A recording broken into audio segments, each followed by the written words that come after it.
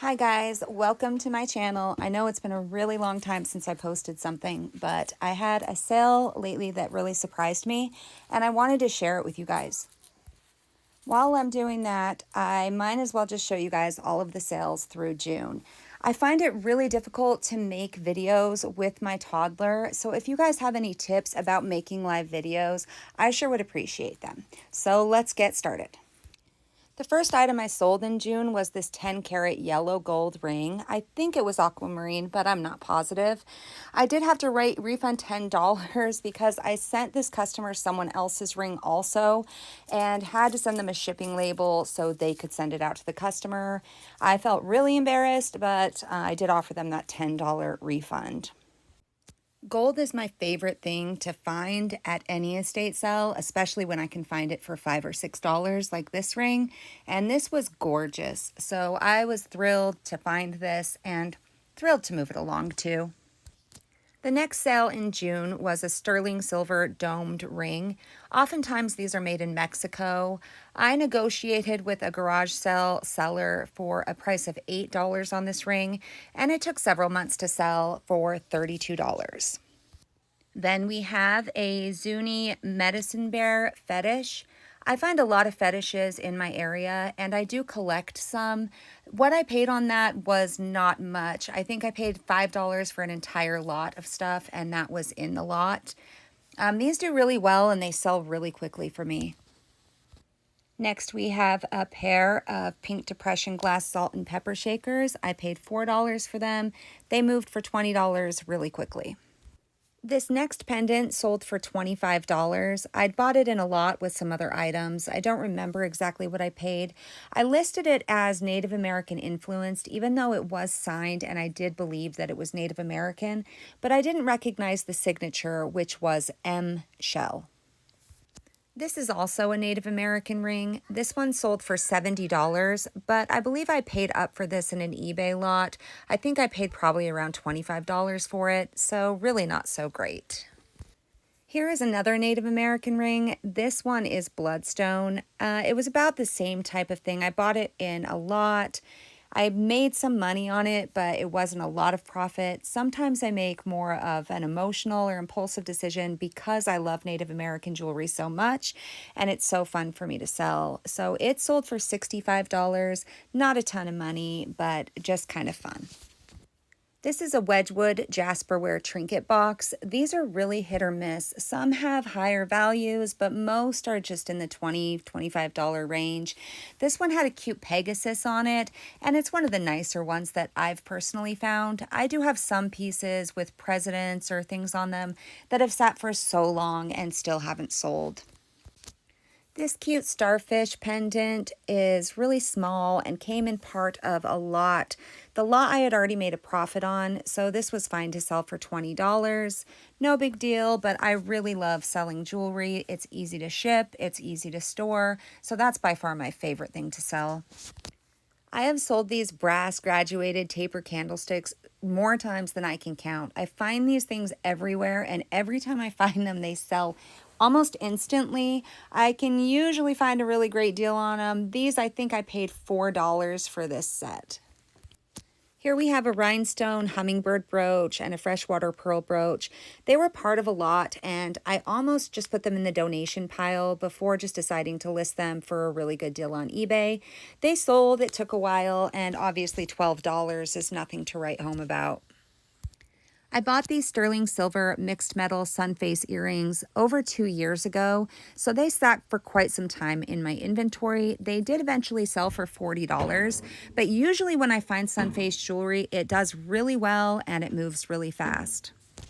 I purchased the sterling silver modernist brooch CNA brand in a different lot that had another piece that I really wanted in it that sold for quite a deal of profit. And this was kind of leftover. CNA is just a mediocre brand. It's done okay for me in the past, but never spectacular. I was really excited when I won an eBay auction with these Brutalist earrings in them for $26 plus fees and taxes and shipping, of course. So I think it worked out to like $35 for the lot. This ended up selling for just over $90, so I didn't really make a ton of money considering that the whole reason I bought the lot was for those earrings. I did sell some other earrings out of it and it turned out okay, but I do really well with the brutalist style earrings and sterling silver. They usually do really well for me. I didn't know anything about this perfume bottle when I picked it up. I'd never seen one before, and I was pleasantly surprised when my $6 investment turned into $120. So that's a definite BOLO item, and it was one of my best sales from the month.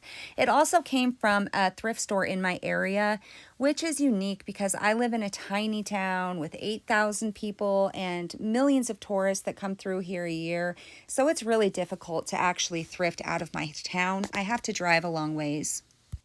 I lived in the jungles of Central America for a short time in my young adulthood, and ever since I do sort of have a thing for anything tropical, especially cute birds.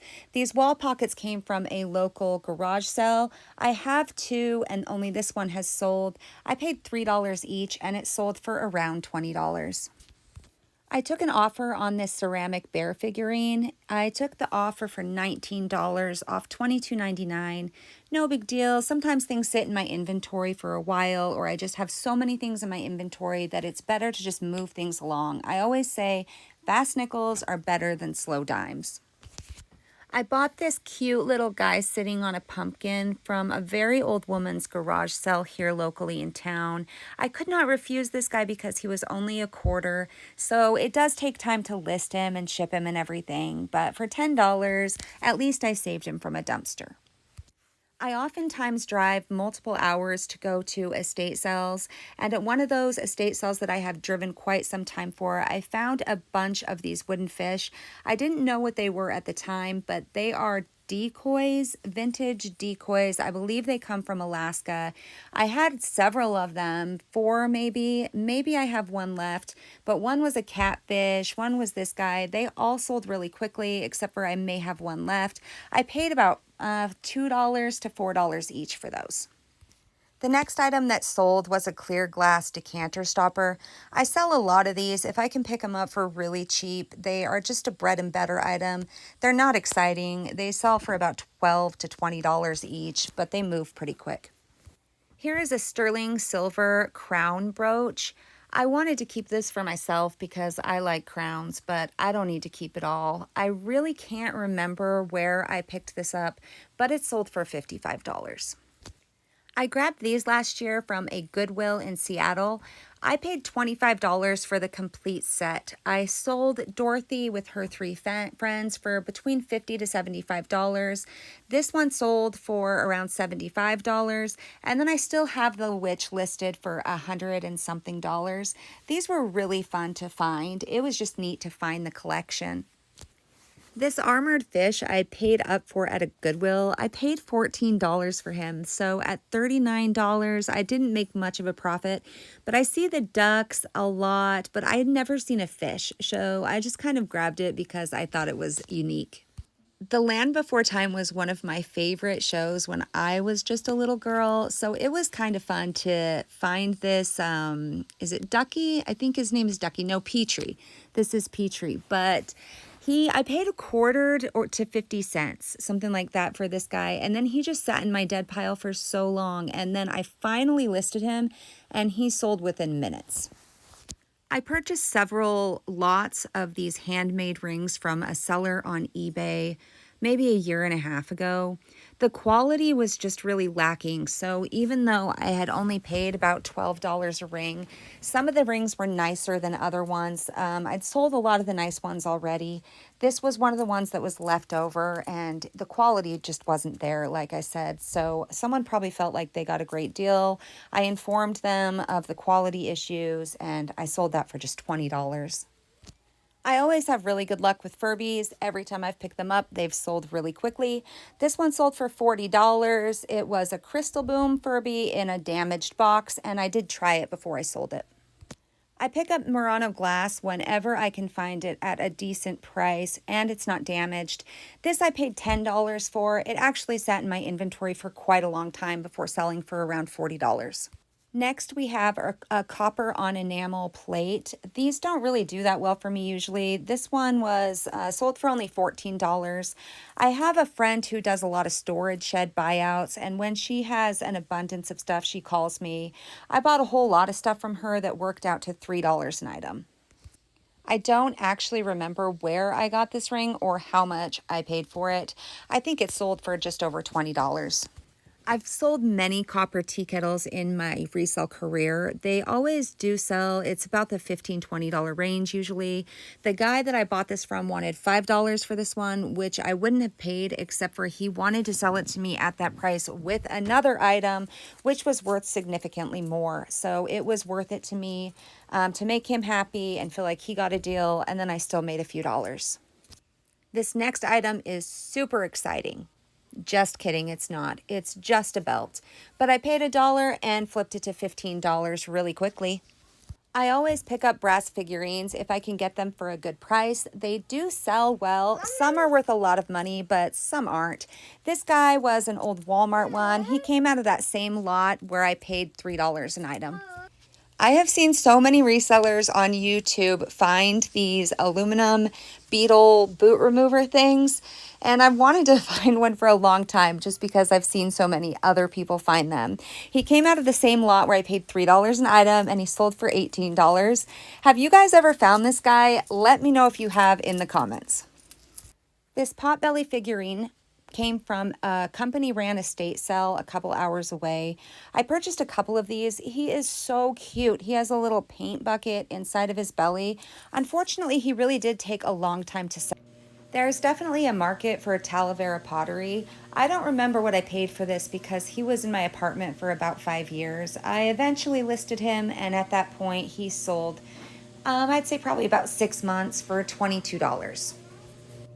I live in a southeast corner of Utah where there is a lot of Navajo and Zuni history, so I find this kind of jewelry pretty often. I paid $1 for these earrings and they sold for around $60 very quickly.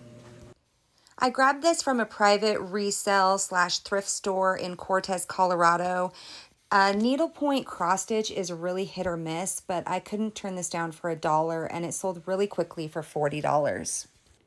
I got these two cute figurines of Ducky and Spike at the same time that I got the other Land Before Time figurine. I paid only 50 cents for these, but they also only sold for $9.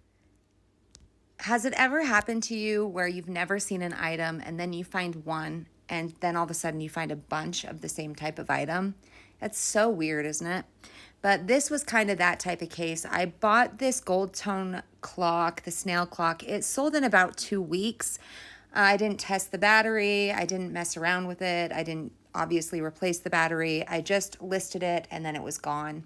So it was another item that I paid $3 for from my friend that buys out storage sheds. I was really excited when I saw these Le Creuset mugs on the shelf at Goodwill for $1.59 each. Le Creuset is really exciting to find and it does sell, but some pieces are harder to move. I have a really hard time moving the pitchers, for example, but some of the mini pieces and other cookware pieces are definitely good sellers. The next item is a silver tone turquoise chip bangle bracelet. Silver tone bracelets are hard for me to sell because I don't really like to mess with anything that's not real silver. But there is a market for the turquoise chip, but it's not something that I can pay more than about $3 for. I was shocked when I discovered the value of this casket paperweight thing. It's really old. It's from 1853, and this is an advertising piece from either a mortuary company or I think that they produced gravestones actually. But it's an advertising piece. They made a bunch of these paperweights, and this one is the most valuable that I could find. It's kind of morbid. It's of a casket, and I listed it for $450. It sold for $418 within about a week. This was a really fun experience because there was 2 estate sales going on that day, and we decided to go to the one that didn't look as promising in hopes that there was less competition. And boy, am I glad that we did, because that was really a fun sale. I've, of course, had sales that were more profitable in the thousands and things like that, but this is probably the highest percentage of profit that I've ever made, flipping just 25 cents to $418. Please let me know if this is content that you guys would like to keep getting. I know that there's a lot of room for improvement, but we do appreciate your likes and subscribes and hope to bring you some higher quality content in the future. There's just a couple more sales here for June, so I'll go ahead and finish them off. I paid $20 for this Kate Spade Minnie Mouse backpack at a local garage sale. I tried to get a little bit better of a deal, but they weren't budging, which is fine. I don't mind paying a fair price. As long as I can still make some money, it's almost better to pay a fair price. I mean, of course, I love getting a deal, but it's also nice when it's fair and when everybody can make a little bit of money. This backpack sold in about 3 or 4 weeks for $60. These earrings I paid $2 for at a thrift store in Delta, Colorado. Anything with this atomic kind of MCM style does really well, and those sold in about 2 weeks, even though they're just silver tone and not sterling silver, for around the $20 mark. I've sold these spaghetti Santas many times. Whenever I find them, they seem to be looked over. No one else seems to really want them, and they're surprisingly pretty valuable. This one sold for $55, and this was in June. I paid around $1 for this cute little Santa, and I also had a coin bank that I bought at the same time. These Native American petite point earrings I paid $8 for at one of my local thrift stores. They sold really quickly like they always do. This petite point style in these vintage earrings is a really, really popular style. And whenever I find these little small turquoise set pieces, they have a tendency to do really well, and they also just fly off the shelf.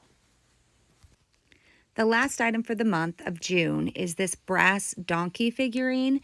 I paid around $4 for him. He sold for around $30. Like I said, I do like selling these brass figurines. Sometimes I'll hold them for a while because they're fun, but they always eventually end up leaving. That's it for this month. I really appreciate you guys watching. I'd love to hear your comments and suggestions, and I hope you all have a wonderful day wherever you are.